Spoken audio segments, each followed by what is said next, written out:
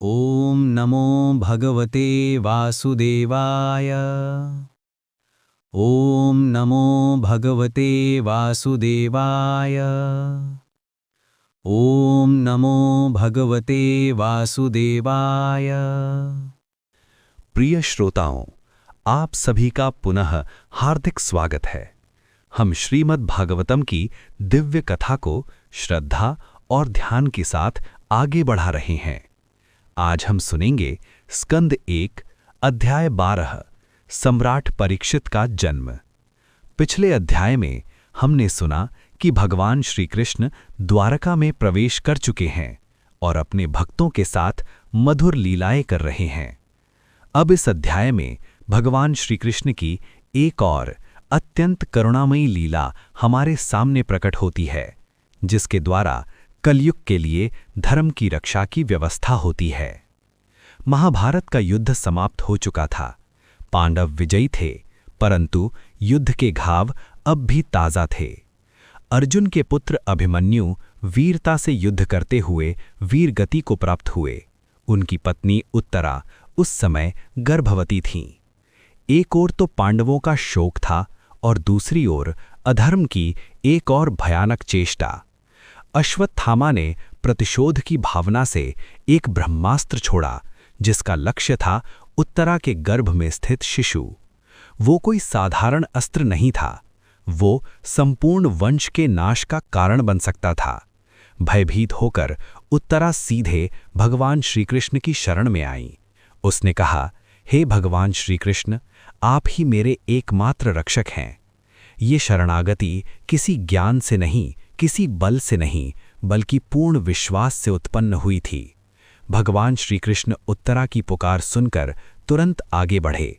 उन्होंने अपने दिव्य स्वरूप से उत्तरा के गर्भ में प्रवेश किया और ब्रह्मास्त्र के प्रभाव को निष्फल कर दिया। श्रील प्रभुपाद स्पष्ट करते हैं, ये दर्शाता है कि भगवान श्रीकृष्ण अपने भक्तों की रक्षा के लिए किसी भी सीमा तक जा सकते हैं। इस प्रकार भगवान श्रीकृष्ण की कृपा से उत्तरा के गर्भ से एक तेजस्वी शिशु का जन्म हुआ। ये शिशु साधारण नहीं था, वो भगवान श्रीकृष्ण द्वारा स्वयं रक्षित था। जब वो बालक कुछ बड़ा हुआ तो वो सदा चारों ओर देखता रहता, मानो किसी विशेष व्यक्तित्व को खोज रहा हो।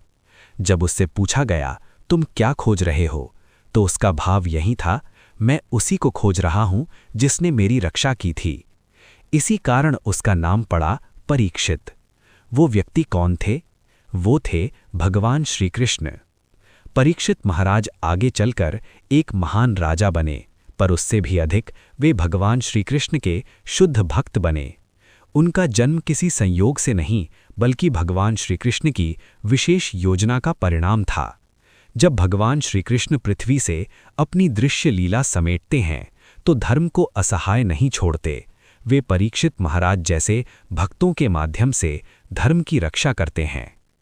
ये अध्याय हमें ये सिखाता है कि भगवान श्रीकृष्ण के लिए अपने भक्तों की रक्षा सर्वोपरि है, और जो व्यक्ति पूर्ण शरणागति करता है, उसकी रक्षा भगवान स्वयं करते हैं। हमारे जीवन में भी कई बार अचानक संकट आते हैं, हम नहीं जानते क्या होगा, पर यह अध्याय हमें सिखाता है, यदि हम भगवान श्रीकृष्ण की शरण लेते हैं तो वे अवश्य हमारी रक्षा करते हैं। इस अध्याय के साथ सम्राट परीक्षित की कथा का बीज स्थापित हो जाता है, जो आगे चलकर श्रीमद् भागवतम के महान संवाद का केंद्र बनेंगे। अगले अध्याय में हम सुनेंगे धृतराष्ट्र के गृह त्याग की गंभीर और शिक्षाप्रद कथा। आइए इस दिव्य यात्रा को श्रद्धा, धैर्य और भक्तिभाव के साथ आगे बढ़ाएं। श्रील प्रभुपाद की कृपा से, श्रीमद् भागवतम की कृपा से और भगवान श्रीकृष्ण की असीम करुणा से आप सभी का बहुत बहुत धन्यवाद। हरे कृष्ण।